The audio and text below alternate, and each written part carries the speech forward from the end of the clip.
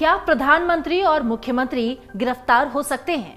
ये सवाल कई लोगों के मन में होते होंगे और अगर ऐसा होता है तो किस नियम के तहत ऐसा संभव है।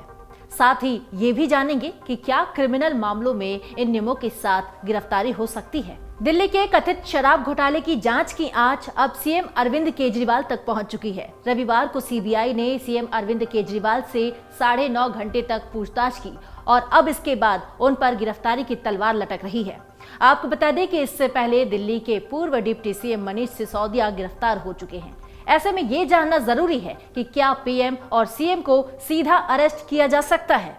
अगर हाँ, तो इसे लेकर हमारे संविधान में ऐसे कौन कौन से नियम बनाए गए हैं। सीबीआई दफ्तर से निकलने के बाद रविवार रात केजरीवाल ने मीडिया से बताया कि मुझसे 56 सवाल पूछे गए हैं, मैंने सभी के जवाब दिए।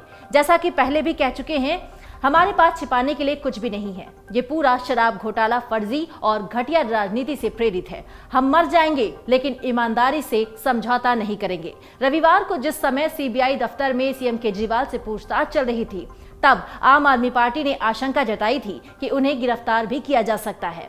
इसे लेकर पार्टी ने देर शाम इमरजेंसी मीटिंग भी बुलाई थी। हालांकि सीबीआई ने पूछताछ के बाद केजरीवाल को वापस भेज दिया और इन सब के बीच सवाल उठता है कि क्या किसी मुख्यमंत्री को गिरफ्तार किया जा सकता है? अगर हाँ, तो कब और कैसे? इसके पीछे कानूनी प्रावधान क्या है? सबसे पहले बात करेंगे कि मुख्यमंत्री को कब गिरफ्तार किया जा सकता है। कोड ऑफ सिविल प्रोसीजर की धारा 135 के तहत प्रधानमंत्री, केंद्रीय मंत्री, लोकसभा और राज्यसभा के सदस्य, मुख्यमंत्री, विधानसभा और विधान परिषद के सदस्यों की गिरफ्तारी से छूट मिली है। ये छूट सिर्फ सिविल मामलों में है, क्रिमिनल मामलों में नहीं है। इस धारा के तहत संसद या विधानसभा या विधान परिषद के किसी सदस्य को गिरफ्तार या हिरासत में लेना है तो सदन के अध्यक्ष या सभापति से मंजूरी लेना जरूरी है।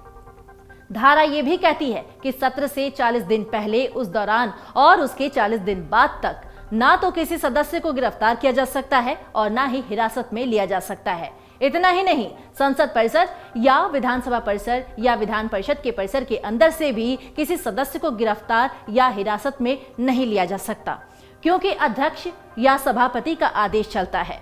तो क्या क्रिमिनल मामलों में हो सकती है गिरफ्तारी? इस सवाल पर हम बताते हैं कि चूंकि प्रधानमंत्री संसद के और मुख्यमंत्री विधानसभा के या विधान परिषद के सदस्य होते हैं, इसलिए उन पर भी यही नियम लागू होता है। ये छूट सिर्फ सिविल मामलों में मिली हुई है, क्रिमिनल मामलों में नहीं मिली है। यानी क्रिमिनल मामलों में संसद के सदस्य या विधानसभा के सदस्य या विधान परिषद के सदस्य को गिरफ्तार या हिरासत में लिया जा सकता है, लेकिन उसकी जानकारी अध्यक्ष या सभापति को देनी होती है। अब सवाल उठता है कि क्या राष्ट्रपति, राज्यपाल की गिरफ्तारी हो सकती है क्या, और उसके नियम क्या हैं?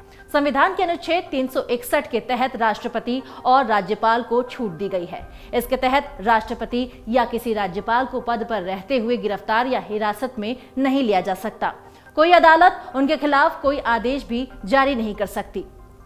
राष्ट्रपति और राज्यपाल को सिविल और क्रिमिनल दोनों ही मामलों में छूट मिली हुई है। हालांकि पद से हटने के बाद उन्हें गिरफ्तार या हिरासत में लिया जा सकता है।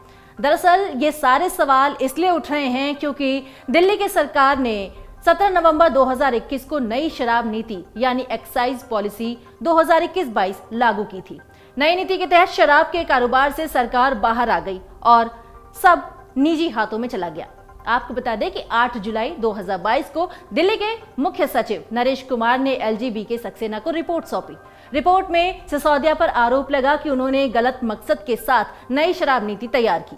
लाइसेंसधारी शराब कारोबारियों को अनुचित लाभ पहुंचाया गया और तो और कथित तौर पर एलजी और कैबिनेट की मंजूरी लिए बगैर ही शराब नीति में अहम बदलाव भी कर दिए गए।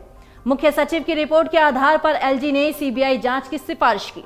17 अगस्त 2022 को सीबीआई ने केस दर्ज किया। इसमें मनीष सिसोदिया, 3 पूर्व सरकारी अफसर, 9 कारोबारी और 2 कंपनियों को आरोपी बनाया गया है। चूंकि मनीष सिसोदिया के पास एक्साइज डिपार्टमेंट था, इसलिए उन्हें दिल्ली के इस कथित शराब घोटाले में मुख्य आरोपी बनाया गया है।